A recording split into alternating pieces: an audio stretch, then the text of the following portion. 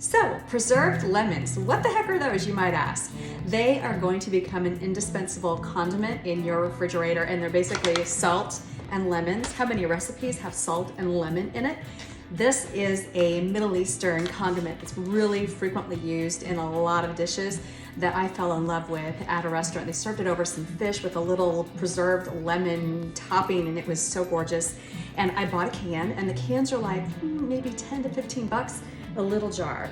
So you can make your own, and just stuff your lemons into a jar.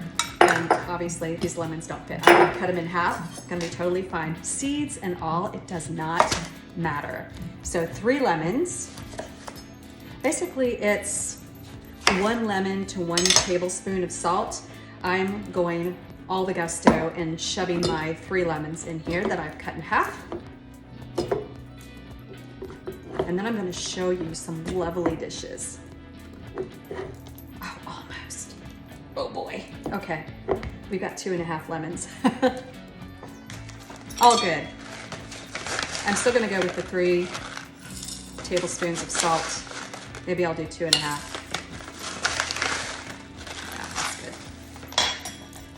good. And then a few peppercorns. And I just had pink ones. Black ones are totally fine. I just happen to have the pink ones.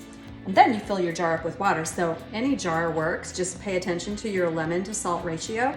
If you want to do 1 lemon in a smaller jar, totally fine. But you're going to have to devote 3 weeks to this. So I would encourage you to use 3 lemons. And I might be able to stuff this final lemon in here. Let's see. Maybe.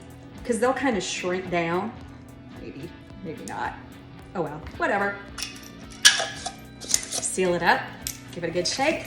Put it in your fridge for about 3 weeks to a month, and wait till you taste my preserved lemon roast chicken. It's so good.